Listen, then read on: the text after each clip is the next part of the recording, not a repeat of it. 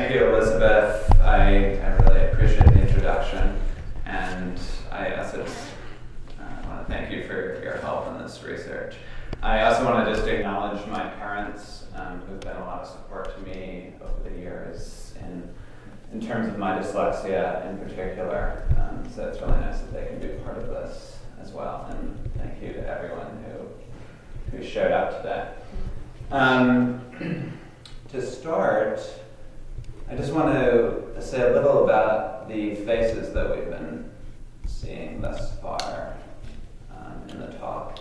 And it's really nice, I think, to see how widespread dyslexia is and to actually put a face to the name. Dyslexia is unique in that it's really a household name, but yet we really don't know very much about it. And it's also considered a hidden disability because it doesn't have any physical manifestations. So to then connect it with a name is just really nice. And as you can see, it knows no boundaries in terms of socioeconomics, race, class. It really is sort of across the population. And while that list was biased towards men, dyslexia is a little bit more prominent in male populations, but it, of course, our history is also biased towards men, which is partly reflected in that list as well.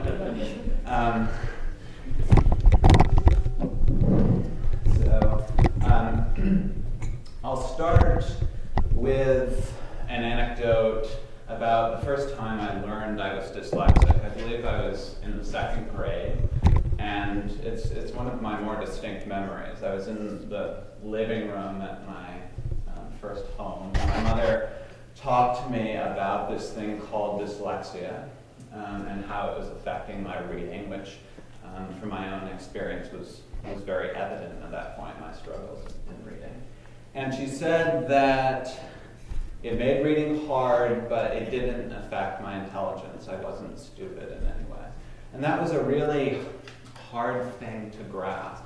How could I not be intelligent and yet have such a very visible struggle with reading? And of course, at that age, you're doing a lot of group reading. So it's very easy to associate wherever your skill level is compared to your peers. But I never really could come to terms with that. I knew I wasn't really stupid, but yet there seemed to be so much evidence to the contrary.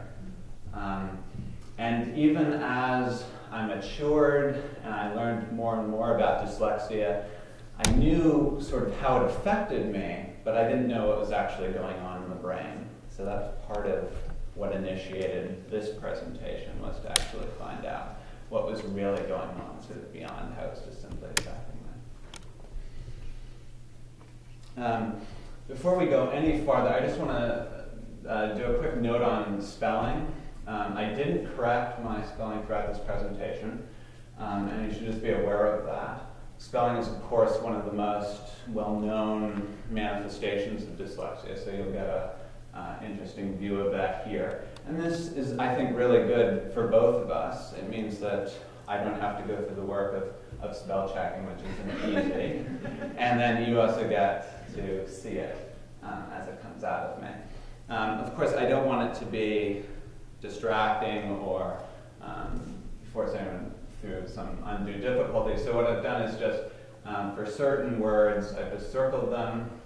For example, this one would be, any guesses? Manifestations, right. So I'm just going to sort of take a quick break at each slide and point those out. I don't do this for every word, but those that I believe might be problematic. So let's do some practice, actually. Any guesses? Mm-hmm. Now this one's not necessarily phonetic, but any ideas? It's actually this one's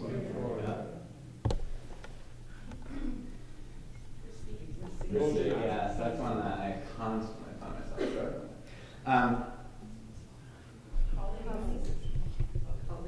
Colleagues, that's right. Now, though you might be sort of shocked by that, I just want to give you a sort of some context how far I've come with this.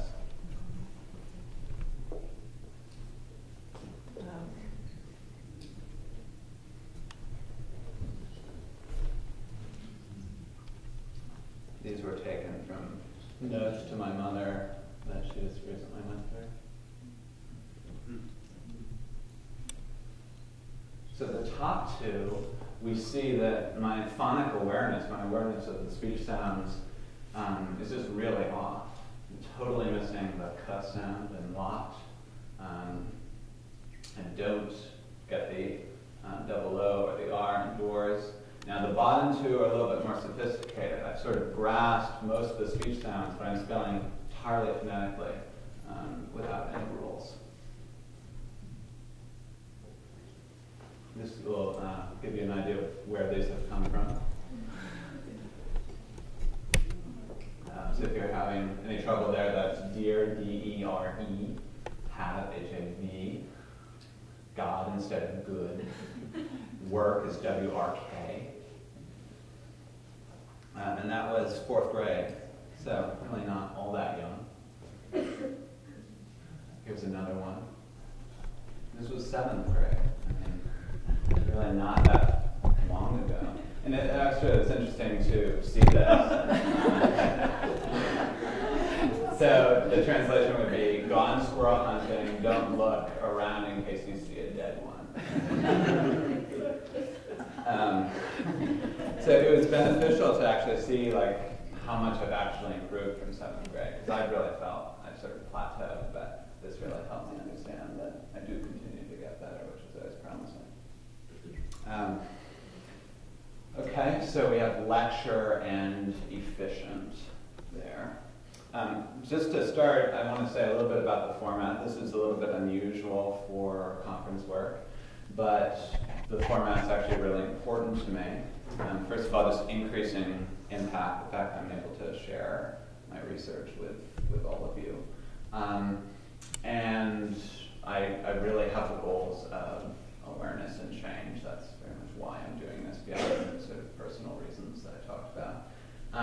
This is also an example of alternative learning, and it's a much more efficient way for me to express myself than through writing.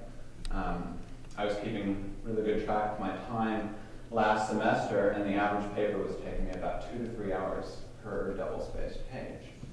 So you can do the math and imagine what a 20 to 40-page conference paper would be. So, I'm going to do conference papers, but I understand that I can't do that for every class, every semester. So having these options is really important. I really appreciate that Elizabeth understood that. We have genuine and interest there. When you have dyslexia, you're really struck by a couple things. First of all, that people are really interested in it. There's a lot of genuine interest. There's also a lot of misinformation out there, and that includes stigmas, fears, prejudices, etc. There's a fear of disclosure. That would be dyslexic individuals who are unwilling to declare their disability, say in a college context, because they fear that it's going to affect their validity in some way. And actually what's really profound is sort of the information gap, which is dyslexic research is actually quite advanced, and it's been studied for a long time, say for the past 100 years, pretty seriously. And yet in education, our sort of conceptions of the disability are really dated. I mean, there's always a gap, but with dyslexia, it seems like it's almost on the almost like 80 years. So that's really profound. Okay, and then my responsibility, I really feel like as someone who's open about this disability and someone who has personal experience in it, just communicating that is important if I desire to do so, which I do. It's also a good idea to keep in mind that this is not an obscure or abstract topic. 5 to 17% of children in the United States, which on the high end would be 52 million children, more than the entire population of Spain, are suffering from dyslexia. So it's definitely present, and most likely you know someone who is dyslexic, and if you're in the average classroom, you're experiencing that learning environment with a dyslexic. Dyslexia can also be treated, particularly when it's identified early. There are proven remediations and accommodations, and no one is born with dyslexia. You're just basically genetically prone to develop it. But that has a lot of potential in terms of early intervention and really sort of preventing us down the road, which I think is good to keep in mind. That would be success or failure dichotomy, and the bottom one is headed entries. One of the things I was hoping to communicate with the list of famous dyslexics in the beginning was just to kind of give you a sense of the incredible intelligence and creativity represented within this population. And also know that dyslexia is highly represented in prison populations. So there's this real sense that either you make it or you don't. And a lot of this is, well, simply if you're struggling with literacy, you have a lot of problems down the road. But also, when you think of dyslexia in an entry-level position, it's really not well suited for entry-level positions. You know, my clerical skills are pathetic. I can't do filing. I can't take a voicemail. I mean, take a message over the phone, for example, without spell checking that first. So when I think of my ways to contribute, this manifests in like summer job, for example, I have to look for something that's much more creative. And those offerings are typically only in higher level positions. Also, many implications beyond the academic. Theme of this talk is to show you some of those implications. So what is dyslexia? I think the best definition comes from Sally Shaywitz, who's one of the major researchers in this country working from Yale. And she keeps it really general, which, dealing with dyslexia, considering we don't know everything about it, and considering that we haven't identified all the subgroups yet, I think that's just the best way to approach it. So she says an unexpected difficulty in learning to read. So that's despite adequate intelligence, strong motivation, and appropriate instruction. And it also speaks to the enigma of dyslexia, which is, you know, these struggling readers have no reason to struggle. And it was really a mystery for teachers and researchers for a long, long time, because it just couldn't be explained. Of course, there's also no physical manifestations. You know, I challenge anyone to identify the dyslexic. It's just, it can't be done. Even when we look at the level of the brain, we see there's really no differences. I don't know how well that image is coming through for you guys. But the one on the left is a non-dyslexic, and the one on the right is my brain. And there's no apparent abnormalities in my brain, no lesions, no scarring, nothing that would explain the difficulties I'm having visually. I mean, from a visual perspective when you look at the brain. And of course, historically, this also fed into the enigma. Very difficult for the medical community to find a reason for dyslexia. So what did they say? You know, it must be other factors, laziness, stupidity, intelligence. There's that. So I think to figure this out, we need to go a little bit deeper. And I suggest that we look at the origins of language. So that would be prosthetic, cultural, and neural architecture. So part of my research was dealing with studying language, written language as it developed. It's actually relatively recently in human history that we developed written language, and 5,000 years. And I say we because it really was a cultural invention. We're not evolved to read. Now, the Chomskys and others have argued that we are in fact evolved for spoken language. But that doesn't apply to written language. Reading is a late adaptation of existing neuroarchitecture for things like object recognition and object naming. There are no genes, again, for phonological structures. There's no reading center, which of course complicates it when we're trying to identify reading failure. That would be irregularity of the older structures. And this brings up the point that what would dyslexia be like in a pre-literate society? It really wouldn't be problematic. In fact, there's an interesting quote by the British neurologist Andrew W. Ellis, which speaks to this. Whatever dyslexia turns out to be, it is not a reading disorder. And he's making the point that if we think of dyslexia before the coming of language, it very possibly might have been an evolved trait that had really beneficial capacities in that society. And from the list of famous dyslexics, you saw that many are in very creative positions, very good at using their hands, that kind of thing, which in a pre-literate society, tool building, etc., would have been very much assets.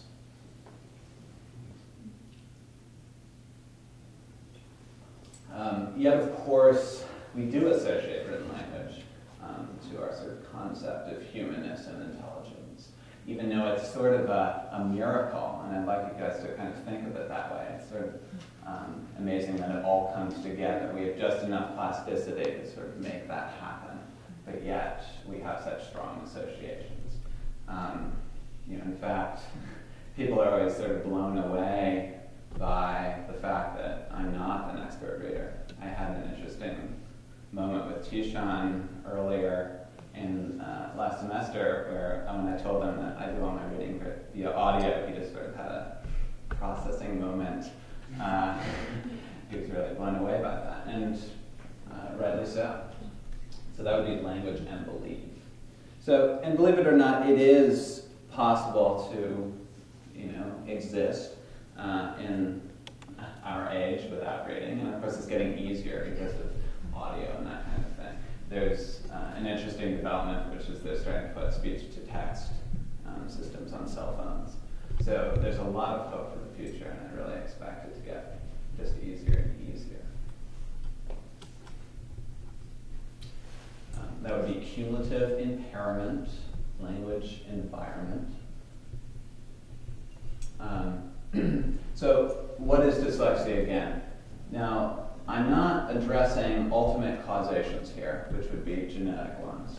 What I'm talking about is sort of one level out, which is how it actually is manifested in the brain. And I think for our purpose in terms of understanding this disability and also speaking to sort of education, this is really where we need to sort of look. So different compensatory reading structures, prophonic awareness and analysis, so that's the awareness of the speech, sounds, and language, impairment of working memory, which I'm going to describe later on, disconnect between grapheme and phoneme, so the actual visual representation of sound and sound, failure of automaticity, it just never clicks for the dyslexic in a really general sense, and then language environment. I'm going to talk about how that's affected this disability. Symmetry and linguistic. So, there really is a different brain here, even though we don't see anything from the MRI that I showed you of my brain. If we look at a neural level or a synaptic level, we realize that because dyslexics are reading differently, and this has been proved through fMRI research, there is, in a sense, a different brain at that level. We see symmetry in linguistic processing. That's typically left-dominated in the normal reader. So that symmetry suggests a left weakness. And a lack of disengagement in the right, which through development typically occurs. And also we see the use of ancillary frontal measures to try to counter the left weakness. This is a composite of about a decade's worth of functional MRI research, which is one of the primary tools now being used to study dyslexia. And it really shows two things, I think, really well. First of all, the different reading structures. We see, particularly from 100 milliseconds onward, that the dyslexic brain is using different parts of itself to read. And then it also shows the profound fluency issues and processing delays. Again, from about 100 milliseconds onward, the dyslexic brain is increasingly behind that of the average reader. Which I think speaks to, among other things, the need for extended time for an accommodation. That would be alphabetic principle. So poor phonic awareness and the disconnect between the graphemes and the phonemes. Well, I'm sure you all remember at some point saying element of P. But at some moment, it all sort of clicked. You realized that those letters actually represented sounds, and that you could use them to create units of sounds, also known as words. But for the dyslexic, that moment, known as grasping the alphabetic principle, never occurs, or happens way too late. And instead, we try to use memory, which, of course, just isn't suited for this, and really can't compensate for breaking that code. Another thing that I found in my research was that there's just general processing delays, auditory delays, a failure of working memory, that's our next topic, and failure, again, of just general integration. If we look at the language system, this would be a non-impaired reader. So you're reading the text, you're doing your letter decoding, then you're doing your word meaning, your sentence meaning, and then your greater meaning, connecting the ideas together, etc. There. Now, in the dyslexic brain, that phonological weakness is very apparent. So no longer can these top tiers, which are intact and in place, be accessed because of that poor phonic awareness at that bottom stage of the reading system. And of course, as a result, those tops can't be accessed and you have a kind of virtual illiteracy.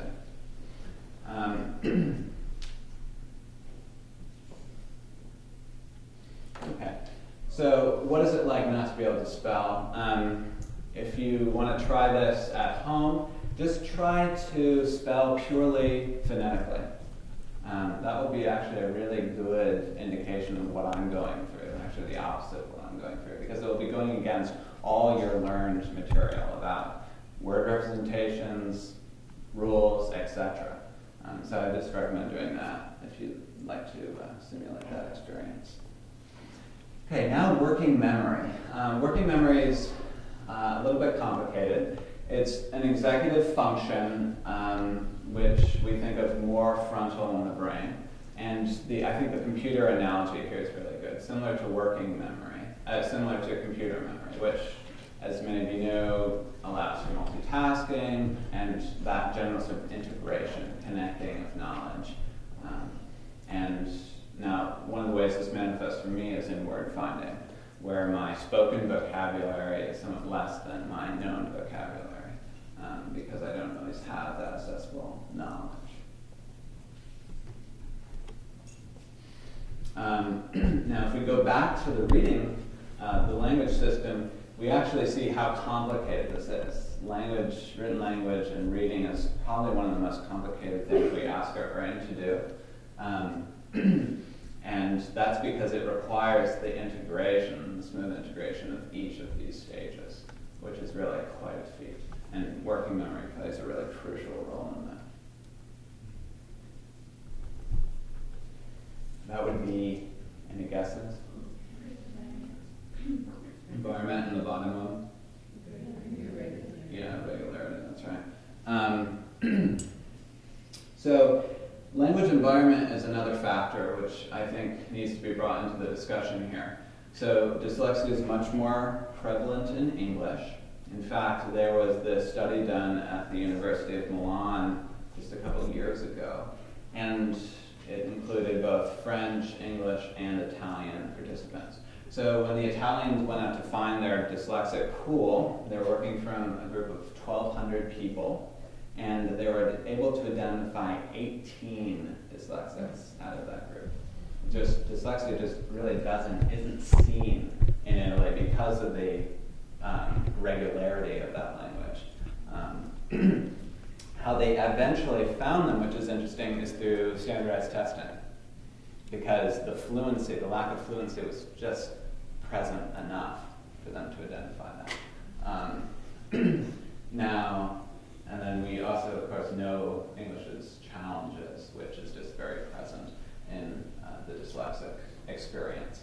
And we have here in English-speaking countries something called double deficit dyslexia, both the fluency, which really connects all dyslexia across languages, but then the poor phonic awareness, which we see mostly in English.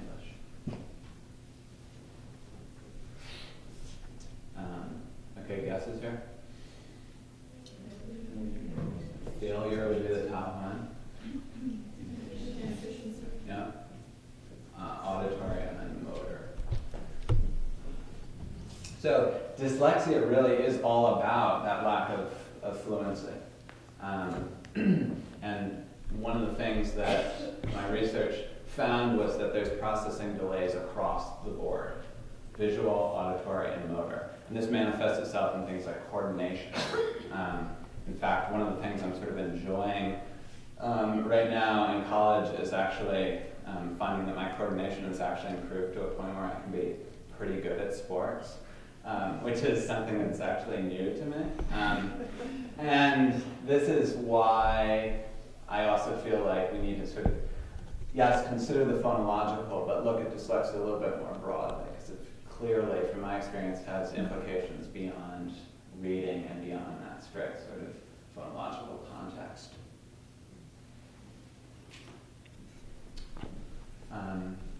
Failure of automaticity is really another important factor, which sort of brings together all that we've talked about. You know, at a certain point, I'm assuming most of you had sort of a click moment with reading. Of course, I never experienced that, but where just everything sort of comes together. You break the code, you get sort of better at identifying words, you learn the rules of speech, and it just sort of all comes together. But because of poor phonic awareness, those slower compensatory reading circuits, and short-term memory weaknesses, and then incomplete word representations, it all just never comes together for the dyslexic. It's really important to keep in mind. And then the rich get richer and the poor get poorer. So because I don't use the same left hemisphere reading circuits, they just simply don't get used. Because my phonological ability is impaired, I never get the accurate word representations, and just sort of builds. Of course, okay, so let me just do a quick recap, so just throwing all the information at you. So poor phonic awareness, you know, that's certainly very important, but let's also consider the impairment of working memory and its role in integration. The grapheme phoneme disconnect, which is profound, particularly in an irregular language like English. And then, again, failure of general automaticity, all of that coming together.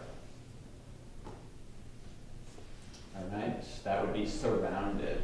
So I would also stress that let's not be overwhelmed by these weaknesses. They are profound, particularly in an educational environment. But when you think of them in context, I think it's good to use the model of islands of weaknesses and a sea of strengths. And as you know, dyslexia is also strongly associated with creativity, three-dimensional thinking, and all sorts of good stuff. That would be model. So I'll just put those main weaknesses in context for you. And when I do that, you see dyslexia in, I think, the best perspective. And with accommodations and remediations, if we remove the primary weaknesses, we realize that this is really quite ideal. I mean, that's the kind of person I want on my team. So that would be, this one's kind of hard, but we'll see. What do you think? Yeah, I guess not that hard. diction, you've probably noticed that I haven't been shying away from using the term disability in relation to dyslexia. And I really think that euphemisms are not always valuable because, you know, if I'm talking to my professor, for example, about how I'm writing or reading, I mean, it really is a disability. And it would be wrong of me to call myself differently abled in that context. Of course, we have a fear about using the word disability, and I think that's based in, first of all, the fact that we think that if I'm disabled in one vein, I'm therefore generally disabled. And I would really counter that, and I think dyslexia is a really good example of how that's not the case. We see really specific weaknesses here.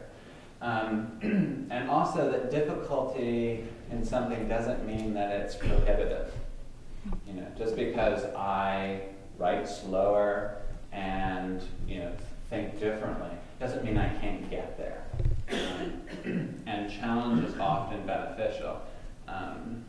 One of the things that John Irving says, who's a really famous dyslexic author, is that you know, he actually found the process of writing really slow enhanced his ability to write.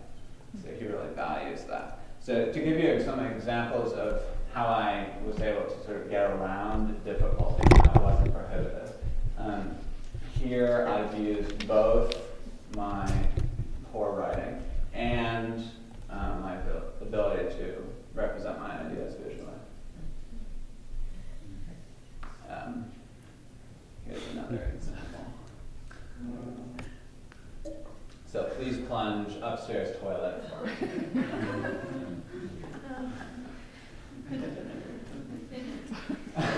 All right, so what is it like to struggle with reading? I mean, I think probably it's foreign to most of you.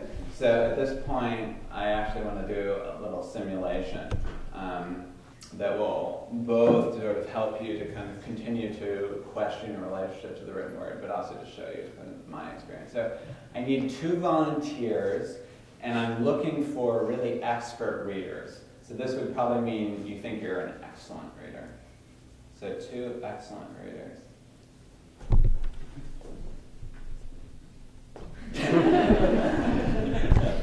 All right. Okay. No, I'm ready. All right. Excellent. Yes.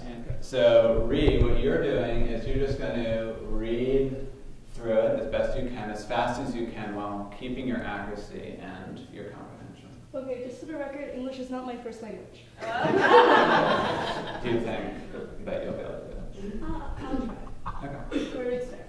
All right. So here we go. Naturally, one would expect the disorganization of the basic layout of cortical neurons to also impact on their connections. This is exactly what MRI studies have revealed. All studies of cortical connectivity coming from different laboratories and using a variety of methods point to profound alteration. The narrow set of fiber bundles located under the parietal temporal region of the left hemisphere is always impaired in dyslexics. The amount of disorganization of cortical connections at this brain location predicts reading scores not only in dyslexics but even in a population of normal readers. Unfortunately, the current limited spatial resolution of brain images does not allow us to pinpoint the exact cortical areas that are linked by these defective bundles. Nevertheless, that they lie precisely below the underactivated temporal region strengthens the hypothesis that in dyslexics, the left temporal region is partially disconnected from the rest of the brain. All right. So, time for fluency? It's about a minute and 2 seconds. Okay, a minute and 2 seconds. Pretty fast. Accuracy. And then you got like 1 error. But Okay. Very good accuracy. And what would you say your comprehension is? Like 1 to 10? My comprehension? Yeah. Do you feel like you could answer questions? Or? Well, I've never taken neuropsychology class, so some of the parts of the brain are kind of, fuzzy. Right. But I think I got a general idea of what it meant, So I don't know how to put it on the scale. All right. But you feel like you generally got it. All right. Now we're going to do test number 2. No, I think you should also be the reader for this one. Give me a break here, all right?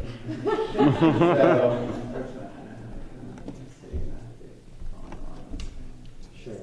Where is that? It's going to go full screen. Okay. Okay, so once again, same deal. She's going to be reading accuracy, fast as she can while remaining. It's going to be quite challenging. Okay, thank you. Well, yeah.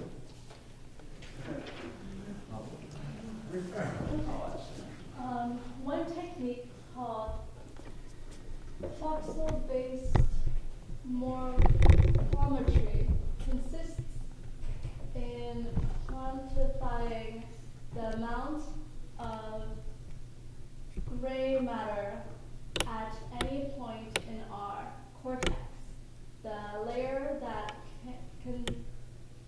contains the neurons, cell bodies. With MRI, it is possible to roughly estimate the thickness and folds of the cortex at any one point.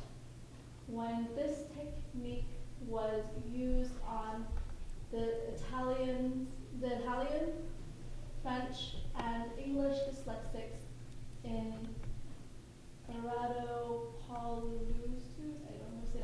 study, it uncovered profound disorganization in the cortex. The points where this disruption was found coincided with the locations where brain activity was reduced. Figure 6.1. Surprisingly, two types of anomalies appeared. Gray matter was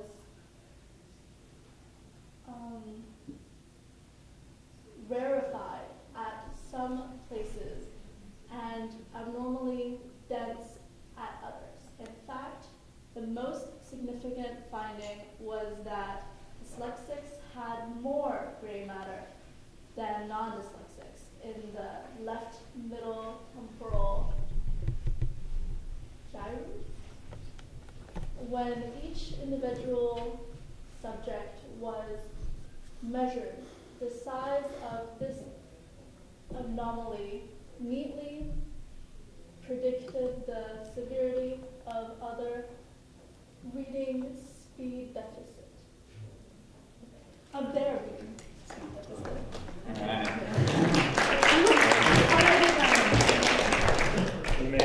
Besides the one word you didn't know how to pronounce, that was it. You made no mistakes. Oh, cool. So accuracy was actually very good. Yes. Okay. So for one word. And then time, how does that compare? 2 minutes and 25 seconds. Okay. That's And twice as long. Yes. And what would you say comprehension is compared to the other one? The second half of the paragraph was easier to understand because the first half, I was trying really hard to get used to looking at it that way. And I had to think a lot more about each word because of the way you did the text colors. So it was a lot harder to do to read obviously than the other. Okay. And do you feel like your ability to understand it was compromised, like your memory of it now? Yeah, it's definitely because you spend so much time trying to read the word itself, you don't really have as much time to. And because since you told him to time me, I was preoccupied with the thought of trying to read as fast as I could. Right. And that also, Right. Okay. All right. Well, thank you. There's no third test one? You won't produce later on your own time. So that was actually a really good simulation. It worked out really well because what we saw was significantly compromised fluency, some loss of accuracy that wasn't really applicable here, but also a loss of comprehension. And why did that happen? Mri articulated it really well. She was spending so much time just on the decoding that all of those higher discourse skills just couldn't be utilized. So that really captures it. Now I want to reinforce that dyslexia is not visual, at least in most cases. They do believe that maybe a slight percentage of the population does have this sort of visual, probably what you've heard about, letters moving, that kind of thing. But this was simply a way of simulating that decoding difficulty. All right. I now want to make the transition into accommodations. So when you have these kinds of difficulties, you need some support. So this is where accommodations come in. And their goal is to minimize and compensate for weaknesses, and then also to hopefully allow the strengths to come to the surface. So back to our language system. This would be how you would modify this through an accommodation. As we know, because of the phonological weakness, currently none of this can be accessed. But when we bring an accommodation in, we realize that by circumventing the phonological, we're able to then open up the entire language system. And this would take the form of either an audiobook, a speech-to-text software, or just some sort of audio-based reading. And this is relatively intuitive. If someone can't read, give them audio. So next, I want to speak to extended time, which is less easy to understand and more controversial. So extended time, first of all, addresses the fluency issues that we've talked about. It also applies to the cases when you really can't have audio. For example, on a standardized test, there's a lot of reading that you do outside of the essays. For example, the questions, reading to them, reading directions, etc. So you have to use other means. So in a non-impaired reader, it's a very direct route through decoding, and you get straight to meaning. However, the dyslexic, as we know, doesn't have that opportunity. So they have to use these ancillary skills of general intelligence, vocabulary, reasoning, and concept formation, all of which dyslexics are usually really good at, but that's how they manage to get around the decoding when they're forced to read. Of course, these just aren't as efficient. It's indirect, and it takes time, and the accommodation of extended time gives back that lost time. Before I go any further, I just wanted to say something about the simulation, which was accuracy was actually pretty good, but fluency was what was really compromised. And often in schools, when they're testing for reading disabilities, they're focused so much on accuracy that they're not picking up a lot of dyslexics in the population. Because as we've seen through that, it's really fluency that's one of the key identifiers. In fact, RAN, which is just a rapid naming exercise, is one of the fastest, easiest ways to identify dyslexics because it speaks to fluency. That would be coping methods. So, sort of beyond accommodations, I want to speak to some of the ways that I sort of get by. And coping mechanisms are really important. And I think this section really applies to everyone in some way or another. So understand your needs and don't be afraid to articulate them. That's really important. I think I spend a lot of time doing introspection so that I can articulate my experience. Make sure that the people you interact with know how hard you work. So at a college environment, that's your professors, but also your students. So if I'm spending 3 hours on an assignment that was intended by the teacher to take an hour, that's something that should be communicated. And it's really important for your teachers to know that. In fact, in high school, I used to sort of stamp the amount of time I spent on an assignment on my paper when I handed it in, just so that was communicated.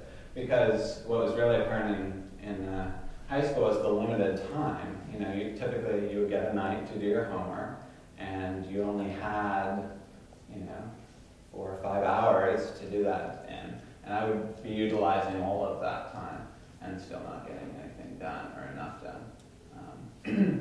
And I also, last semester, at the end of the semester, I was probably feeling it a little bit bit before people, the kind of conference crunch. So back in like November, I started to not do as much extracurriculars, and some of my friends were, I think, kind of annoyed that I wasn't participating because they didn't understand why until I sort of explained to them. I said, like, how long does a paper take you? And they said 5 hours, and I said, okay, well, it takes me about 3 times that. And immediately they just understood, okay, I see why Dwight's not coming to this event tonight. And then just try to improve your efficiency across the board. That sort of goes without saying.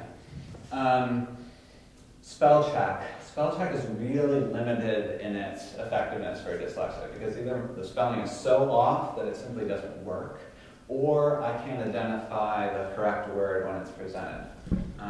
But if you do need to find the spelling, I think Google is just the best way to go.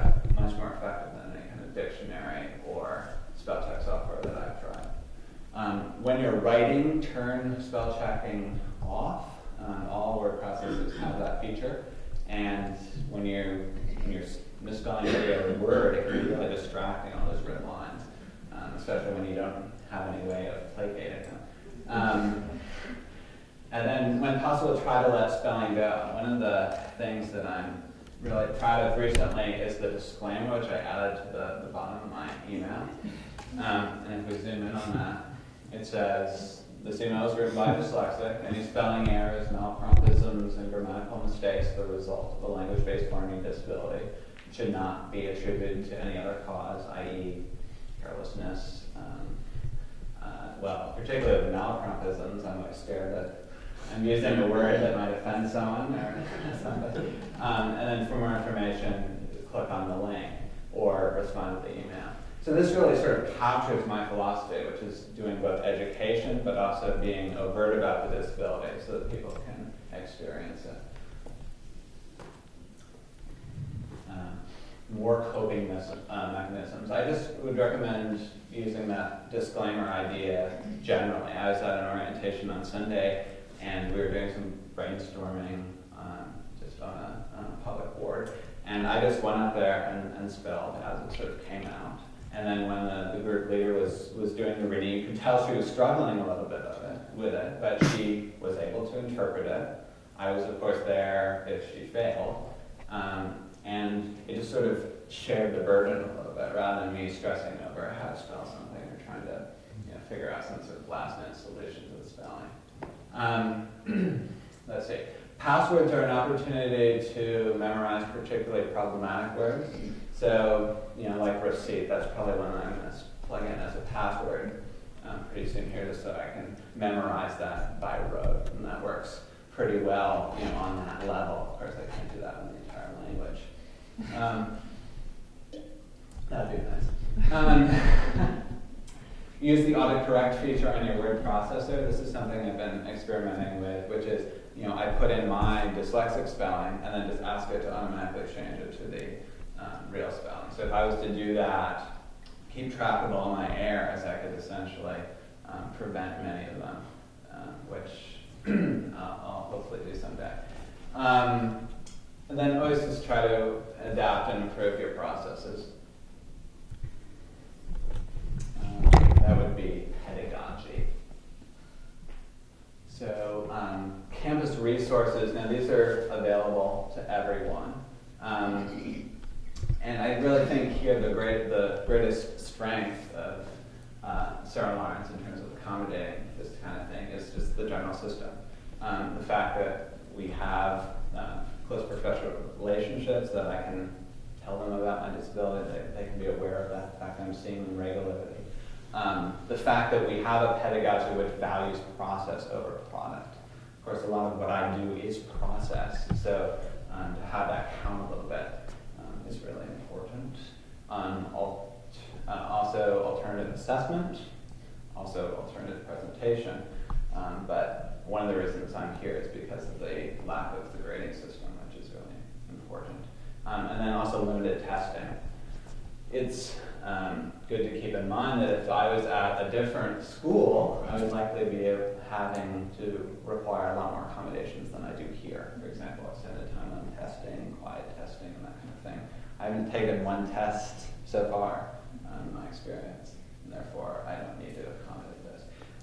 If there's anyone in the audience who sort of wants to talk more about this, or feels like they want to seek out some kind of accommodation, you can talk to Polly Waldman. She's in the second floor of Westlands, and she deals with all sorts of disabilities, physical, temporary, etc. And her email is pwaldman@saralawrence.edu. And she's very helpful. Let's see. Also, I just want to speak to the accommodations that are currently offered here. So, quiet, that would be. But reporting for the blind and dyslexic, this is just a nonprofit, non-corporate reading organization which supplies much of the materials that I use. Custom recording for those materials that are not pre-recorded. Speech-to-text software, also for non-recorded materials. Spell checking, as I described it. Extended time when needed, if in a testing environment. Quiet testing and note-taking, or perhaps the use of a computer. And these are the ones that I'm currently utilizing. And again, in a less sort of adaptable, holistic system, I'd probably need some of those bottom ones as well. And now these are just general services available to everyone, which I use regularly. So that would be anxiety. We have writing coordinators, and they're available. I meet with them weekly just to go over writing that I'm working on. Polly does a study skill dinner every Tuesday this semester, just to talk about these kinds of issues and help people troubleshoot their experience. There's also anxiety groups offered through health services. And I bring this up because sort of carrying a learning disability can be really challenging. We have the psychological component of all of this sort of apparent evidence trying to convince you that you're not intelligent.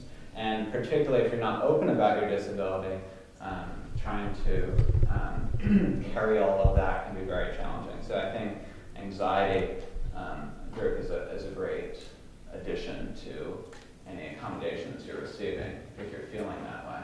And of course, if you've never spent any kind of significant time in a resource room, I can tell you that a lot of what they do in there is closer to anxiety than reading intervention, just because these kids are really suffering from a system that just totally doesn't understand them.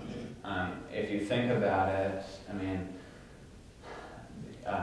struggling with reading, there's so much reading in our education system. It's really valued above all else. So to have a difficulty with that just is quite challenging. So that's fine. And then Dawn's, of course, Elizabeth's been a great advocate for me and helped me sort of understand my experience too. And these are I'm using all of them. Okay, sort of more general advice. Find mentors everywhere you go. Dyslexics have twice as many, which I think is another way of saying dyslexics need twice as many. And, for all the reasons that we've talked about. Seek out support generally. And, I think there's a real risk of, because the system doesn't necessarily work well for you all the time, to try to circumvent that and rely too heavily on yourself. Really advocate seeking out all the support you can. The emotional challenge is formidable. Work towards openness. That's sort of been the best thing for me. In 11th grade, I sort of broke down the barriers and came out about my disability, and that immediately alleviated a lot of the burden that I was feeling. And then education would be an ultimate goal of that. Something formal like this, and then just as dyslexia or learning disabilities come up in your experience. Volunteer for tasks that come easily, avoid those that don't.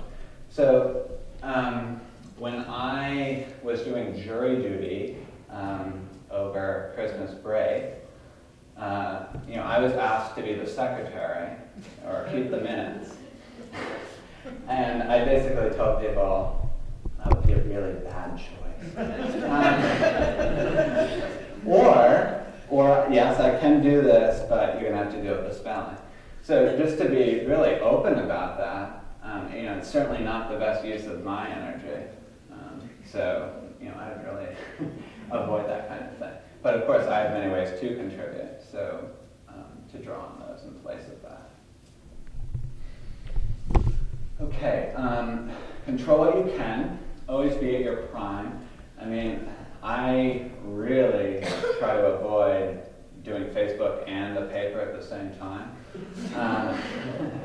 I know a lot of people can manage that, but I really can't. So when I sit down to do work, I really try to be well rested. For me, that's 9 hours a night, which I try to be religious about as much as possible. And I try to just kind of control the environment as much as I can. I do all my work in this building, in my studio space, because it's sort of outside the academic context, it sort of stresses me out. So that's a very sort of playful environment in which I function well in. And interesting enough, really successful companies like Facebook and Google are kind of moving to that model where you kind of create your own workspace, something that fits well for you. So that is the sort of trend, but it's really applicable when you have these challenges to maximize what you can. So exercise and play, I try to exercise every day, and art is sort of my play, which I made sure to build into my studying this semester, and I think probably always. And then find your productive space and time. That goes without saying. And adapt systems to you. This is sort of ongoing, but I think as much as possible to sort of share the burden and ask perhaps the system to change versus you doing all the changing is something that's a good idea. Okay, that would be accept. Accept what you can control, what you can't control. Your processes are slower, as we've seen across the board. You learn differently. Another one of John Irving's sort of points is that it really becomes much better. Dyslexia in life is a lot easier to manage than dyslexia in education, partly because the written word is so dominant in our education system. Which is certainly something to think about. And then you're unconventional, so know that and don't worry too much about when problems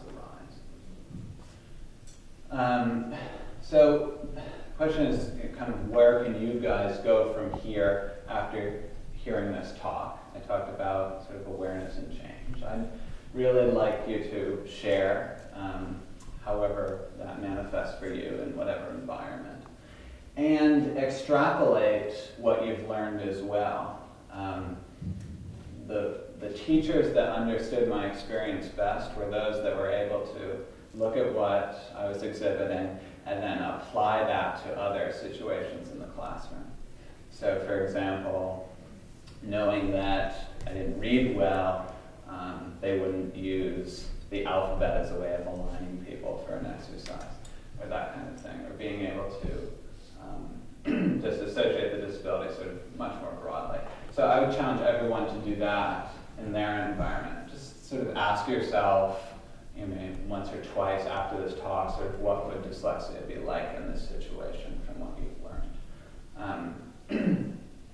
Spread sensitivity and awareness, sort of wherever you go. If you have sensitivity, it's pretty hard to encounter an insurmountable problem in terms of differences.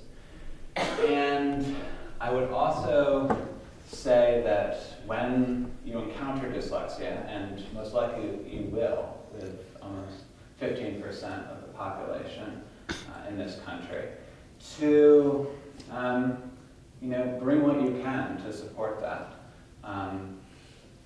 I was once asked sort of how I managed to get through my education, and the answer to that was it was really support. the fact that I had parents and teachers, people surrounding me, which included peers who, made sure that I didn't convince myself of stupidity, and made sure that I always kept my intelligence in mind.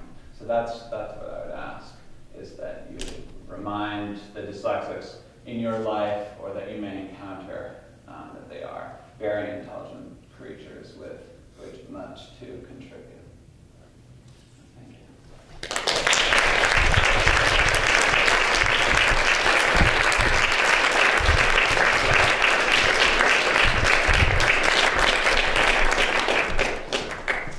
So now we have some time for questions. And in the poster, I talked about this also being a time for sharing about unconventional learning, if that applies to you. So I'd like to keep that theme, and this can be a forum for that as well.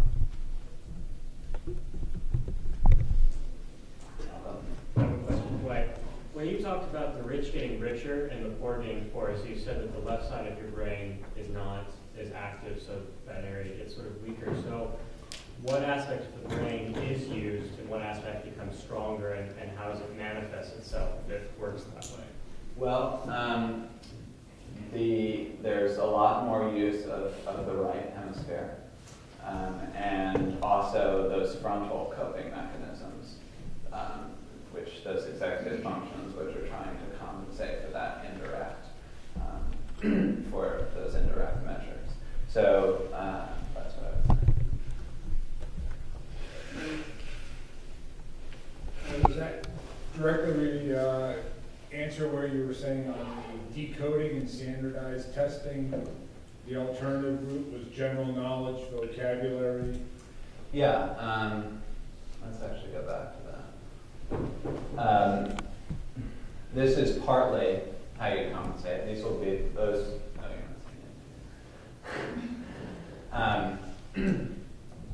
So this is one way, and these are the executive functions that are utilized. Okay, so this would be sort of the frontal coping mechanisms, using your knowledge, your vocabulary, your concept skills to sort of work around that. But then we also saw in the fMRI composite how the brain is utilizing different mechanisms. There's a lot of talk about a weakness in the left temporal lobe, and that's very visible here.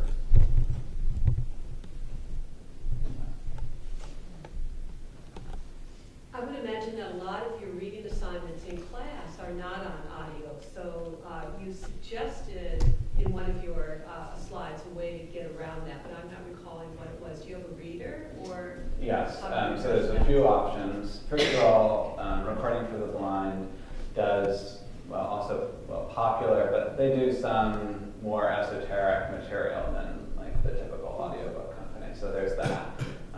There's also the ability to have custom recording, and then we also have the Kurzweil speech-to-text program, which is a third asset for addressing that. But yeah, it's very apparent here. But you don't necessarily have a reader, someone... oh, I do, yes. That's what I'm saying when I custom recording. Actually, we have an example of a reader right here. So another student. That's great. So yes.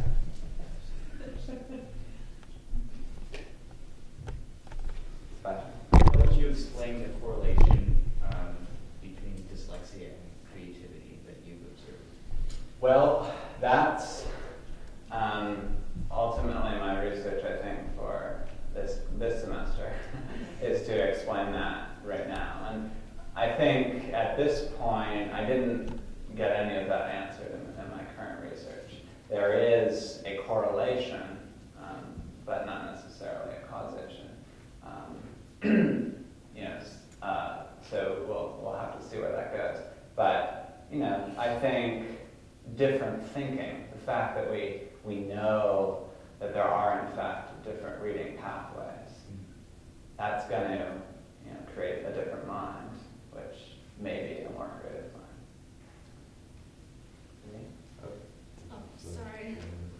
I remember you saying that one of the greatest problems for dyslexics of the English language is that its irregularity, and how Italians and French necessarily have that problem with that. Do you think that would be? Do you think that would affect the way dyslexics learn foreign languages? Very much so. In fact, I was removed from foreign languages, exempted from it on the basis of my disability, which is a pretty accepted just action sort of in education.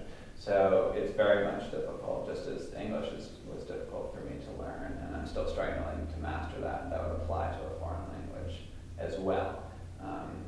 Though, my chances of having success with something like Italian might be higher. Well, I think that a lot of that has to do with how we teach foreign languages, which I personally have a problem with. How we focus so much on doing grammar and reading in class, whereas immersion in a language, going to a different country and just learning how to speak it is much more helpful than learning how to write it first. So if you were to do something like that, do you think that after learning a language like that, you would be able to read that language better than you would read English? It's hard to say. Say, given, we know that, early immersion is really important. So had I had early immersion in something like Italian, it's likely I would have been much more successful in that language. But again, what we saw, what that Italian University of Milan study, which I spoke about, what they saw was there was essentially the same fluency gap, and that dyslexia was manifesting, though not in the phonological sense, it was manifesting in terms of processing. So I would still be sort of suffering from that. And generally, one of the things I mentioned was that Italian readers are superior than the best English readers. So just generally, they're able to master the language better because of its regularity. So there's the same discrepancy between the impaired reader in each of those environments, but it does still exist. So, in your own experience and then in your research, is there any sort of compensation in terms of oral comprehension or oral memory to compensate for the difficulty of reading? That's one of my compensations, I believe. But the phonological weakness can also manifest itself in speech. So one of the things is, sometimes a malapropism or not being able to pronounce a word would happen, and that can be also explained through the phonological. So there are sort of potential weaknesses there, but I think generally spoken is a strength, and it would be much easier than the alternative. I was just wondering how you do the argument sheet. Right. The confession with all of those is that these are basically the people that we think might have been dyslexic. First of all, it's really only my generation that's been actually actively diagnosed. For example, my father exhibits a lot of the same characteristics, but he was never identified as dyslexic. So what that list is based on is, people who most likely struggled with reading, and it fits into Shawitz's definition of sort of an unexplained, unexpected weakness. And then people who also perhaps exhibited some creativity and just sort of different learning. So Da Vinci, for example, we know that he was incredibly visual and had this sort of amazing ability to invent things in his head. So if there's some documentations of difficulty with reading combined with that, they propose dyslexia.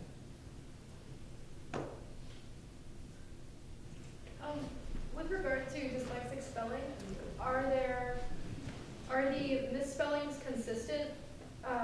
Is there like a sort of dyslexic phonetic language, or are these same words misspelled in different manners each time? For me, they can be really different, you know. Often I feel like I'm just sort of guessing, so I guess differently sometimes. Also, you know, depending on how accurate I'm feeling in terms of, you know, if I'm remembering a rule at a particular moment. In terms of, is there sort of a dyslexic language underneath it all? Not specifically between different people, but does each dyslexic individual have a system of spelling? I can really only speak from personal experience and say, no, it's not system-based. You know, I try to be as phonetic as possible, but I've sort of given up on, you know, rules, language rules. So, no, it doesn't feel nearly that ordered or controlled. Yeah, I was curious as to whether or not the conceptions of dyslexia have changed in the last few years. I mean, you seem to be very active in kind of a movement almost. So have the stigmas lessened, and is there more acceptance of this? I think it's beginning to sort of change. Sally Shaywitz came out with her book Overcoming Dyslexia a few years ago, and there's been other texts too which have certainly helped with that. I think she particularly had a real emphasis on that.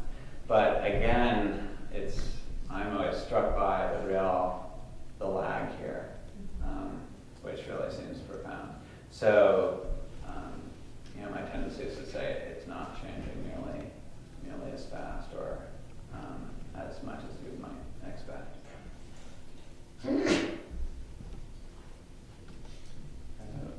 I understand that dyslexics are not inherited. They're not born with it. Was that understanding correctly? Right. They are starting to identify some genes, and that's sort of a process that's ongoing. So just a couple of years ago, actually, all they were willing to say was it was familial. But now they do believe your tendency for it is genetic. Predilection. Yes. Right. So you inherit the potential for developing dyslexia. So that It's not a failure of the rule. It's just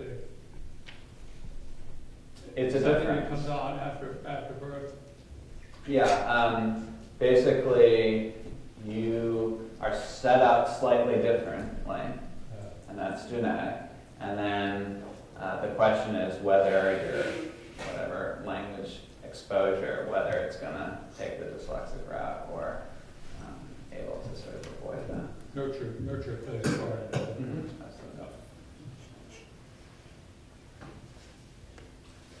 And the great hope, Mike, is that this is recognized in this period before it becomes obvious if there can be help at that time. Absolutely, yeah. That this might be avoided in individuals? Yeah, I think that's a very real possibility.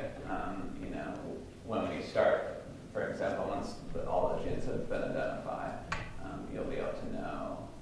In a sense, you can already know if you're aware of it and you realize that you're exhibiting those characteristics. You can know with some certainty that your children have at least a 50% chance of that. So just to be aware is helpful. But yeah, eventually down the road, when they know the genes and when some of the tests can be made better, I think the potential for early intervention and then prevention is very real. Does that then also raise another question as to if you were to look back on your education so far,